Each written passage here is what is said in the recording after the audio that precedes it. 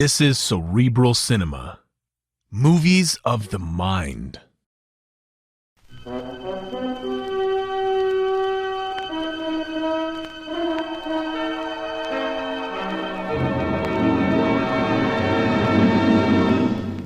I have been here. The Grey Goose. Adventures of a Modern Robin Hood.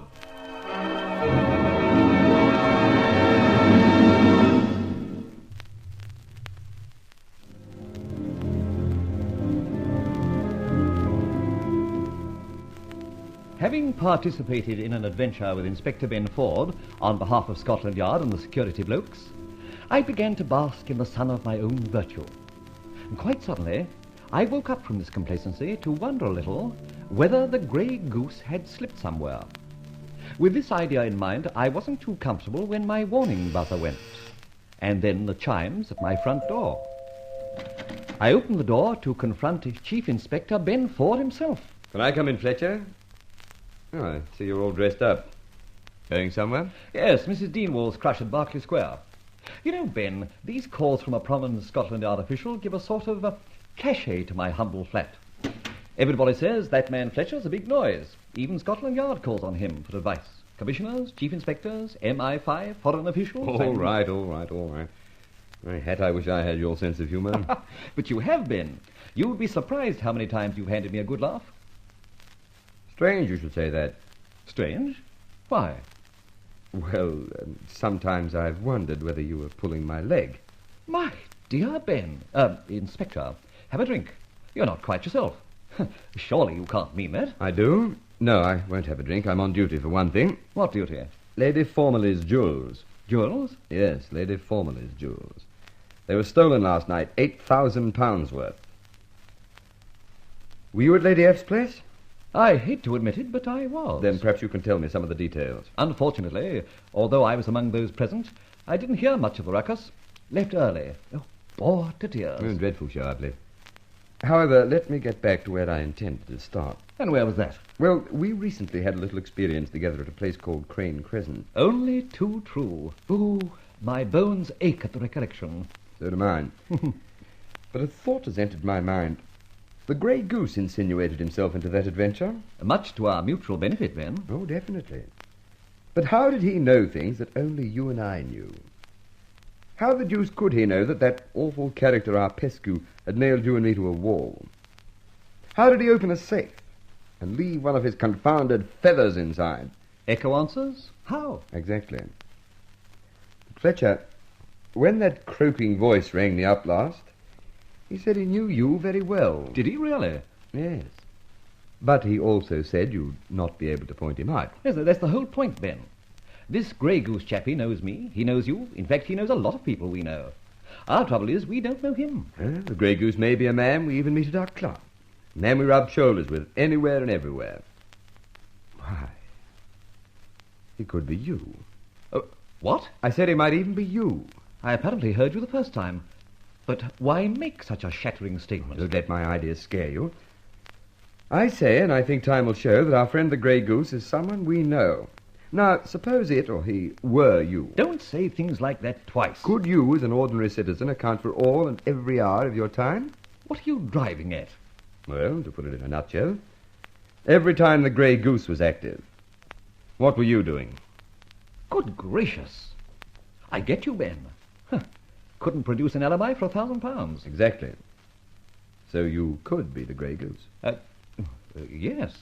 But wait on, Ben. When the Grey Goose was active, I think you said. Yes? What were you doing? And incidentally, where were you? Don't answer that question. Yes, I see what you're getting at. Yes. Well, I'm going to make a check-up of all the young blokes you and I know who might allow adventure and a certain amount of unscrupulousness to walk hand in hand. Oh, how sweet, Ben. I like that hand-in-hand touch. Oh, shut up. You know what I mean. Definitely. All right. Consider yourself warned. And you can tell any of the others who, goslings out to date, might aspire to become Grey Geese. All right? I'll see you later. Here. Well, I'm dashed. What's Ben driving at? Surely I haven't dropped a brick anywhere recently. I'd better get rid of those formerly jewels, though. I think a little consultation with Barbara might help matters at this juncture. You in, Barbara? Yes. Well, work the old bookcase and come in. What's on, Rowley?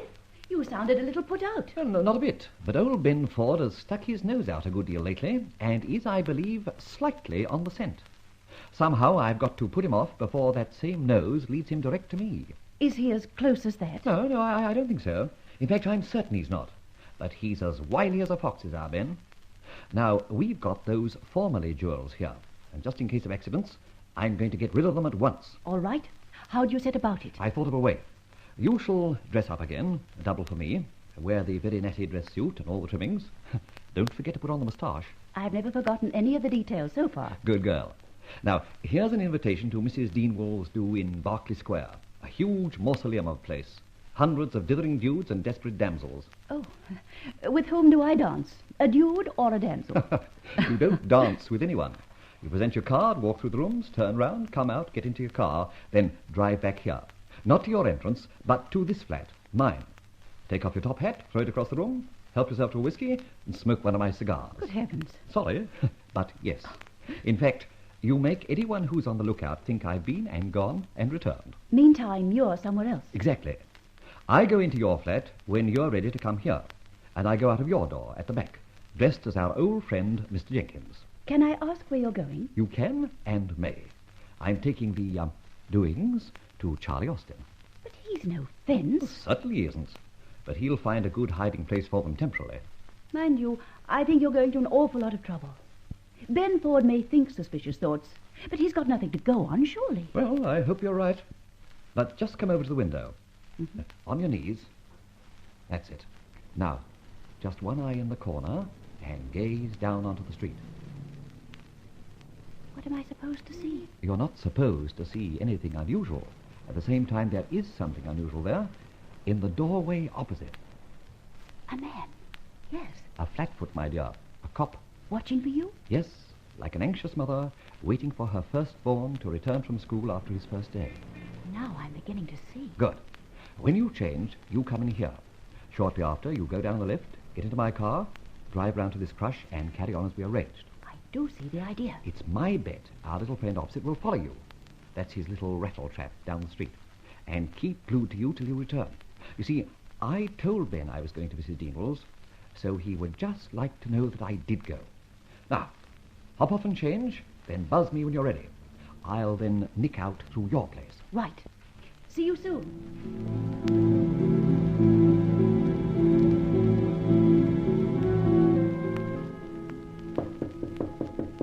Shop's closed. Oh, bad luck. Charlie, it's Mr. X. Blimey. Hold on a moment. Good evening.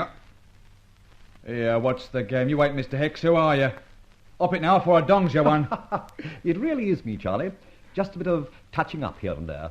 Oh, well, now, of course, I knows the voice. I can tell it's you. Here, come inside. Well, you could knock me down with a feather and no mistake. I'm glad it's so good. The fact is, I'm Mr. H.C. Jenkins, now travelling abroad.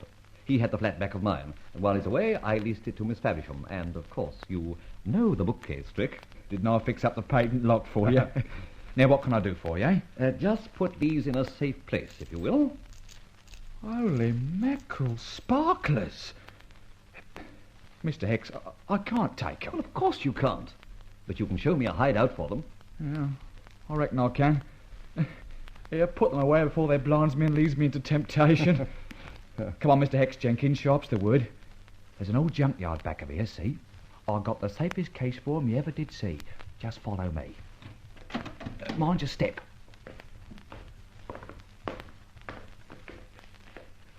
You're sure the bloke who owns all this junk mightn't come across your hiding place sometime when he's cleaning up a bit? Of course he could, but it won't matter. Well, who is he? Me. Oh, Now stoop down here. yeah.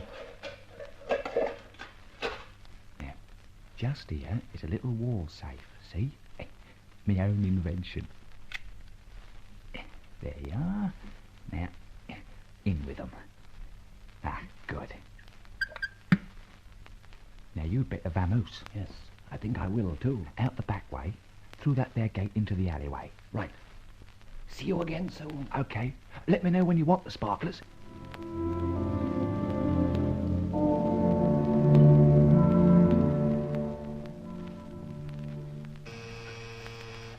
Yes? You're still in my flat, then? Of course. I'm doing my act.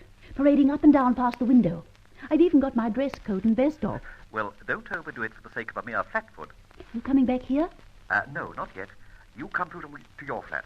Let the catch of the bookcase go on your side. Well, I'm glad you're back. I don't think I like smoking cigars much. Well, dash into your bedroom now and get into feminine clothes to suite. And tell me how things went. Good. I'll be very glad to. Well, as you said, our friend followed me all the way. Even parked his little buggy tail on to the Daimler. Impertinence. Well, I presented my card, your card at the door, strolled through the throng, got me a drink at the bar, coughed into my handkerchief every time anyone looked like speaking to me, then beat a fairly strategical retreat back to the car, gave the doorman 10 bob of your money and got back here, followed by our friend who's still with us. Excellent. Now you can go and tell Ben I was never out of his sight for a moment. Well, how do I look now? Better than in a dress suit, but... Who's there? Ben Ford, Miss Faversham. I have a word with you. Oh, Ford. just a minute, Inspector. I was just going to bed. Give me a chance to put something on. I'll trot back to my place. Switch on your microphone. Right. Coming, Inspector.